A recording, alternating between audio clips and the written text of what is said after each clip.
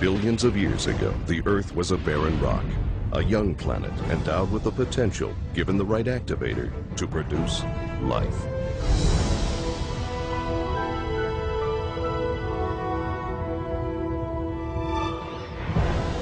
Light from the sun bombarded Earth. An atmosphere formed. Rain fell, and the ingredients of life began to brew in storm-tossed seas.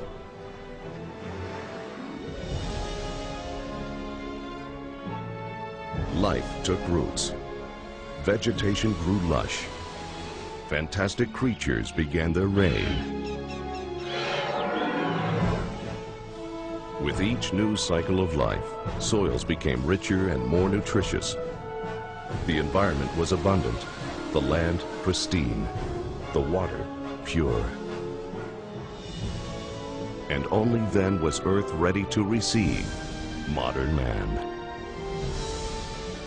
Strong, intelligent, determined, man would live here in harmony for thousands of years.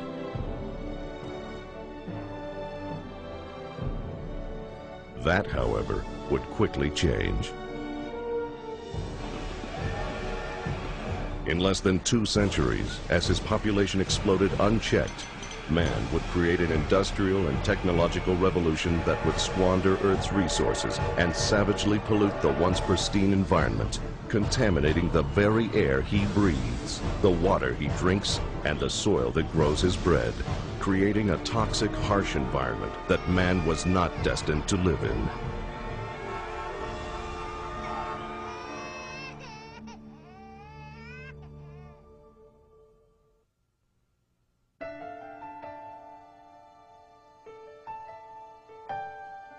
The environment has never been totally safe, but the major environmental risk that has developed in the last 50 years is the profusion of chemicals, petrochemicals in particular, that are very toxic and are now ubiquitous in our environment. There are 6.5 million synthetic compounds that didn't exist before the chemical revolution, many which our body can't identify or cope with. The number of new compounds is growing by over 1 million each year. There is a tremendous amount of man-made chemicals that are dumped into our environment. A lot of them are made for very specific purposes. However, we don't know the real outcome of them in terms of how our body reacts to them. These are new chemicals that man hasn't faced before, and many of these chemicals will be causing damage at the cellular level. Between 1960 and the year 2000, Earth's population doubled. There are now 4 times the number of people living than at the beginning of the last century. The environmental consequences of this explosion are staggering. We are faced with a public health crisis. We're a sick society. We're getting sicker and sicker and sicker every day because of the reckless policies of global industries, petrochemical industries, whose influence with governments and regulatory agencies are so great that the information of the risks of their products is not being communicated to the public, hasn't been communicated to the public, and will not be.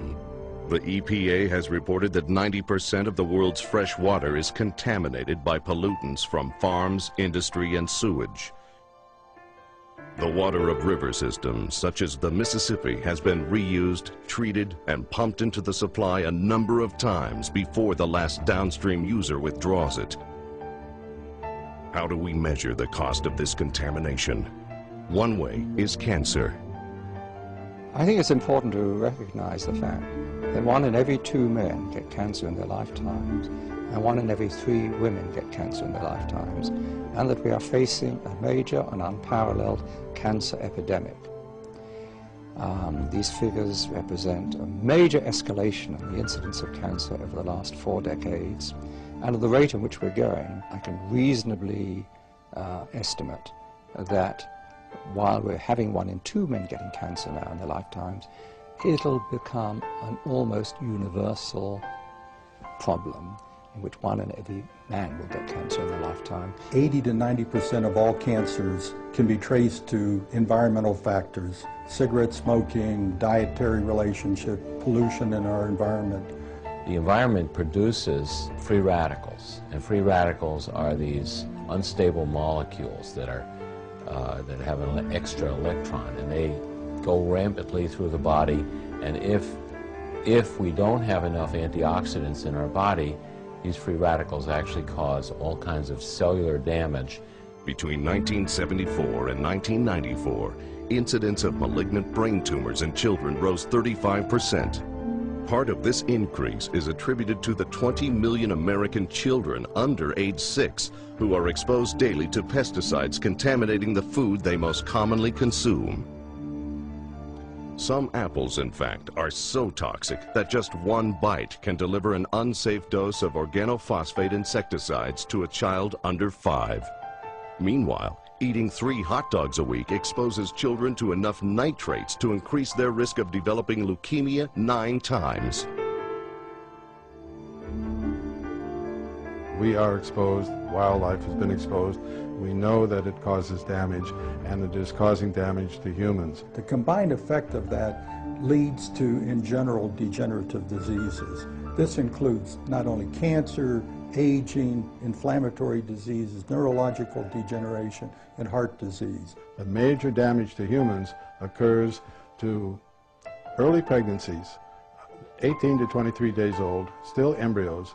When their tissues are forming, if their mother was exposed to these compounds, it may not damage the mother, but it will surely damage the baby. And the damage does not show up till the baby has grown to be 25, 30, 35 years of age. So the bombardment of all these chemicals, it's going to have a tremendous effect on degenerative diseases, and especially on your immune system. If nothing is changed, if we continue on the road that we are on now, the decline in the ability of humans in the industrialized United States to have babies will continue to go down, and that it will cross the 0 line 2 generations from now, and therefore there will be no more babies after that.